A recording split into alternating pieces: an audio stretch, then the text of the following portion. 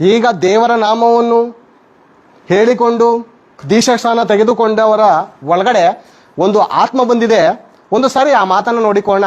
ಯೋಹಾನನು ಬರೆದ ಸುವಾರ್ತೆ 14ನೇ ಅಧ್ಯಾಯ 17ನೇ ವಚನ ಒಂದು ಸಾರಿ ತೆಗೆದಿ ನೋಡೋಣ. ಆ ಸಹಾಯಕನು ಯಾರೆಂದರೆ ಸತ್ಯದ ಆತ್ಮನೇ, ಲೋಕವು ಆತನನ್ನು ನೋಡದೆಯೂ ತಿಳಿಯದೆಯೂ ಇರುವುದರಿಂದ ಆತನನ್ನು ಹೊಂದಲಾರದು. ನೀವು ಆತನನ್ನು ಬಲ್ಲಿರಿ, ಹೇಗೆಂದರೆ ನಿಮ್ಮ ಬಳಿಯಲ್ಲಿ ವಾಸ ಮಾಡುತ್ತಾನೆ, ನಿಮ್ಮ ಒಳಗಡೆ ಇರ್ತಾನೆ. ಬೇರೆ ದೀಕ್ಷಾಸ್ಥಾನ ತೆಗೆದುಕೊಂಡಂತ ಎಲ್ಲ ನನ್ನ ಅಣ್ಣ ತಮ್ಮಂದಿರಿಗೆ ಹೇಳುವಂತ ಮಾತು, ನಿಮ್ಮ ಒಳಗಡೆ ಪರಿಶುದ್ಧಾತ್ಮ ನಿಮ್ಮ ಒಳಗಡೆ ಇದಾರ? ಅನುಮಾನ ಇದಾರ ಇಲ್ವಾ? ವಾಕ್ಯಕ್ಕನುಸಾರವಾಗಿ ಇದಾರ? ನಿಮ್ಮಲ್ಲಿ, ನಿಮ್ಮ ಬಳಿಯಲ್ಲಿ, ಪಕ್ಕದಲ್ಲಿ ಮಾತ್ರ ಅಲ್ಲ, ನಿಮ್ಮ ಒಳಗಡೆನೂ ಇದ್ದಾರೆ. ಈಗ ಈ ಆತ್ಮ ಹೊಸದಾಗಿ ಬಂದಿದೆ ಈ ಆತ್ಮನ ಎಷ್ಟು ಚೆನ್ನಾಗಿ ನೋಡ್ಕೋಬೇಕು ನಾವು? ತುಂಬ ಚೆನ್ನಾಗಿ ನೋಡ್ಕೋಬೇಕು. ಯಾಕಂದರೆ ಹೊಸ್ದಾಗ ಒಂದು ಕಾರ್ ತೊಗೊಂಡ್ರಿ ಅನ್ಕೊಂಡು, ಒಂದು ಕಾರ್ ತೊಗೊಂಡ್ರಿ, ಒಂದು 20 ಲಕ್ಷದ ಕಾರ್ ತೊಗೊಂಡ್ರಿ, ಯಾವನು ಎಲ್ಬೋರ್ಡು 2 ವೀಲರ್ ವೀಲಿಂಗ್ ಮಾಡ್ಕೊಂಡು ಸ್ಕ್ರಾಚಸ್ ಮಾಡ್ಕೊಟ್ಟದ ಅನ್ಕೊಳ್ಳಿ, ಇನ್ನೂ ಒಂದು EMI ಕಟ್ಟಿಲ್ಲ. ಏನು ಅನಿಸ್ತದೆ? ಏನು ದರಿದ್ರದವನು ಎಲ್ಬೋರ್ಡು ಬಂದು ನನ್ನ ಕಾರೇ ಬೇಕಾಗಿತ್ತ, ಇನ್ನೂ ಒಂದು EMI ಕಟ್ಟಿಲ್ಲ, ನಾನು ಆಸನೆ ತೀರ್ಸ್ಕೊಂಡಿಲ್ಲ, ಬಂದು ಗೀರ್ ಹಾಕೊಟ್ಟದಂತ ಅಂತಾರ ಇಲ್ವ? ಈಗ ಒಂದು ದುಷ್ಟಶಕ್ತಿ ಐತೆ, ಸಹಾಯಕನೂ ಇದ್ದಾನೆ, ಇಲ್ಲ ಅಂತ ಹೇಳಲ್ಲ. ಒಂದು ದುಷ್ಟಶಕ್ತಿ ಐತೆ. ಆ ಶಕ್ತಿ ಎಷ್ಟು ನಮ್ಮ ಆತ್ಮನ ಸ್ಕ್ರಾಚಸ್ ಮಾಡ್ತಾ ಇದೆ ಗೊತ್ತಾಯ್ತಾ? ಈ ವಿಷಯ ಗೊತ್ತಾಯ್ತಾ ಯಾರಿಗಾದ್ರು? ತುಂಬಾ ಸ್ಕ್ರಾಚಸ್ ಇದೆ. ಡ್ರೈವಿಂಗ್ ಸೀಟಲ್ಲಿ ನಿಮ್ಮನ್ನ ತಳ್ಬಿಟ್ಟು ಅವ್ನು ಕುತ್ಕೊಂಡಿದ್ದಾನೆ, ಹಳ್ಳ ನೋಡ್ತಾ ಇಲ್ಲ, ಹಂಸ್ ನೋಡ್ತಾ ಇಲ್ಲ, ಎಗರಿಸ್ಕೊಂಡು ಹೋಯ್ತಾ ಅವನೇ. ಹುಡುಗಿ ನೋಡಿದ್ರೆ ಇನ್ನೂ ಎಕ್ಸ್ಲೇಟರ್ ಜಾಸ್ತಿ ಆಗೋಯ್ತದೆ ಅಲ್ವಾ? ಬ್ರೇಕ್ ಇಲ್ಲ, ಬೆಲ್ಲಿಲ್ಲ, ಡ್ಯಾಶ್ ಹೊಡೆದ್ರೆ ಕೇಸೇ ಇರುವಂತೆ. ಅಂದ್ರೆ ಬ್ರೇಕ್ ಇಲ್ದಿರೋ ಗಾಡಿ ಎಲ್ಲಾದ್ರೂ ಕೂತ್ರೂ ಪರವಾಗಿಲ್ಲ, ಕೇಸ್ ಇಲ್ಲ. ಯಾಕಂದ್ರೆ ಅವನೇ ತೆಗೆದು ಬಿಡ್ತಾನೆ ಬ್ರೇಕು. ಸರ್ ಆಕ್ಸಿಡೆಂಟ್ ಆಗೋಯ್ತು, ಏನಾಯ್ತು ಅಂದ್ರೆ ಬ್ರೇಕ್ ಪೆಡಲ್ ಫೇಲ್ಯೂರ್ ಆಗೋಯ್ತು, ಇವನೇ ತೆಗೆದು ಬಿಡ್ತಾನೆ. ಅಂದ್ರೆ ಹೃದಯ ಏನಾಗಿದೆ? ವಂಚಕ. ಬ್ರೇಕ್ ಫೇಲ್ಯೂರ್ ಆಗ್ಬಿಟ್ಟಿದೆ, ಹೃದಯಕ್ಕೆ ಕಂಟ್ರೋಲರ್ ಇಲ್ಲ. ಬ್ರೇಕ್ ಹಾಕ್ಬೇಕಂದ್ರೆ ಯಾರು ಇರ್ಬೇಕು ಇವಾಗ ಒಳಗಡೆ? ದೇವರಿಗೆ ಸ್ಥಳ ಕೊಡಬೇಕು ನಾವು. ಹೌದಂತೀರಾ ಅಲ್ವ ಅಂತೀರಾ?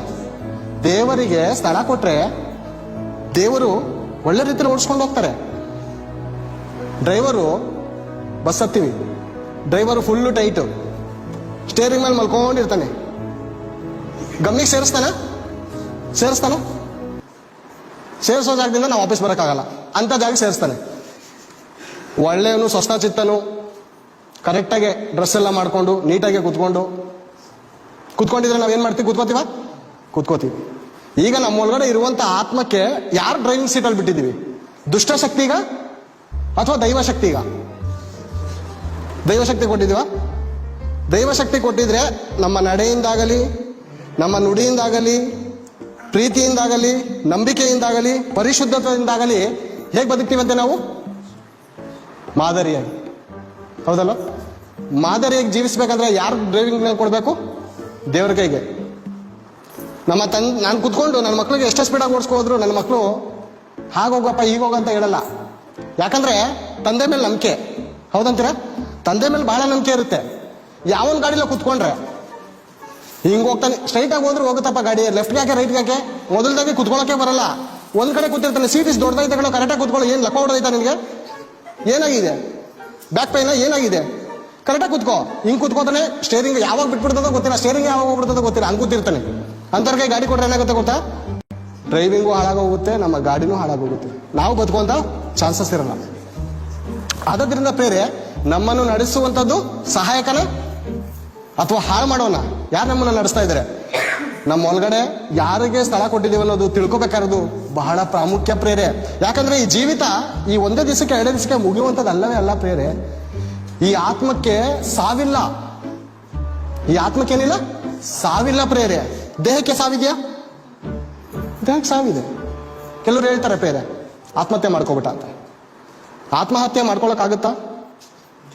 ಶರೀರ ಹತ್ಯೆ ಆಗುತ್ತೆ, ಆತ್ಮಹತ್ಯೆ ಆಗಲ್ಲ. ವಾಕ್ಯ ಏನ್ ಹೇಳುತ್ತೆ ಹೇಳಿ? ಮಣ್ಣು ಭೂಮಿಗೆ ಸೇರಿ ಇದ್ದ ಹಾಗಾಗುವುದು, ಆತ್ಮವು ತನ್ನನ್ನು ದಯಾಪಾಲಿಸಿದ ಪರಮಾತ್ಮನ ಬಳಿಗೆ ಹೋಗುವುದು. ಅಷ್ಟರೊಳಗಾಗಿ ಈ ಕಷ್ಟದ ದಿನಗಳು, ಈ ಕಷ್ಟದ ಗಂಟೆಗಳು, ಈ ಕಷ್ಟದ ಕ್ಷಣಗಳು ಬರುವುದರೊಳಗಾಗಿ ನಿನ್ನ ಸೃಷ್ಟಿಕರ್ತನನ್ನು ಸ್ಮರಿಸು. ನಿನ್ನ ಸೃಷ್ಟಿಕರ್ತನನ್ನು ಸ್ಮರಿಸಬೇಕು.